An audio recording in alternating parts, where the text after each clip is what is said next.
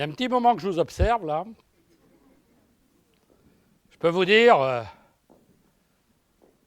nous avons vécu, vous et moi, une première partie de vie identique. Nous sommes, vous comme moi, nés très jeunes. Enfin, je ne sais pas vous, mais moi, quand j'étais gamin, dès qu'un adulte me posait la question « Qu'est-ce que tu feras quand tu seras grand ?» Immanquablement, je répondais « Quand je serai grand, je serai vieux. » J'ai réussi mon coup. D'autant plus vite que si on vit de plus en plus vieux, on est vieux de plus en plus jeune. Les premiers symptômes apparaissent vers la cinquantaine. Un jour, votre gamin rentre chez vous, vous dit « Papa, j'ai trouvé un boulot. Génial !» Lequel ? Le tien.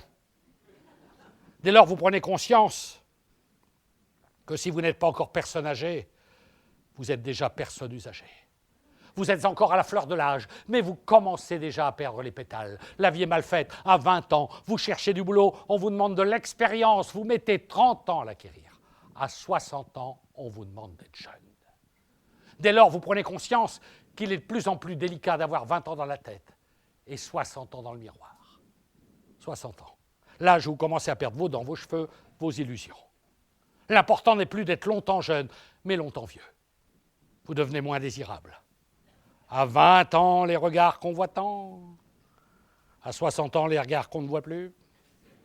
Au lit, vous risquez plus de vous faire retirer votre permis pour excès de vitesse. Après l'âge des effusions, l'âge des infusions. Vous cherchez d'autres occupations, la vie associative, la politique, la moyenne d'âge des parlementaires tourne autour de la soixantaine. Beaucoup de lois sont à leur image. Elles entrent difficilement en vigueur.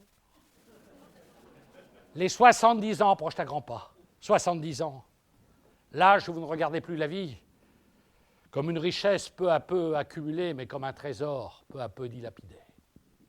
L'âge où vous commencez à regarder les menuisiers avec moins de sympathie. L'âge où quand vous vous baladez dans un cimetière, vous avez la vague impression de visiter un pavillon témoin. Vous prenez conscience des incohérences de l'existence. À 20 ans, quand j'allais en discothèque, pour une fille, il y avait 15 mecs. En fin de vie, pour un vieux, t'as 10 vieilles. C'est toujours quand tu peux plus que t'es le plus sollicité. Puis tout s'accélère, septuagénaire, octogénaire, nonagénaire. Ça dégénère. Après papa gâteau, papy gâteux. 80 ans, l'âge de l'arthrite, l'âge des grabataires en fauteuil croulant, l'âge où vous mettez votre jeunesse en quarantaine, et plutôt 2 fois qu'une. Les déplacements deviennent plus délicats, mais nul n'est besoin d'être un observateur avisé pour s'apercevoir que si les voyages forment la jeunesse, rester sur place n'arrange pas les vieux. Les survivants découvrent les joies de la prison de retraite, sorte de maison de correction pour mourants récalcitrants. Bienvenue à Gérontologique Park.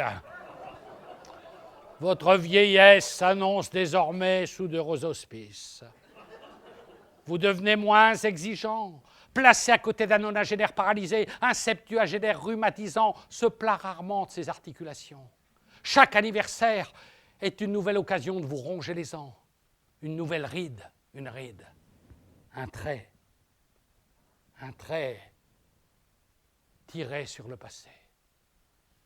Puis vient l'heure de fossoyer compagnie, l'heure d'enfiler un costume de sapin pour un dernier bal posthumé.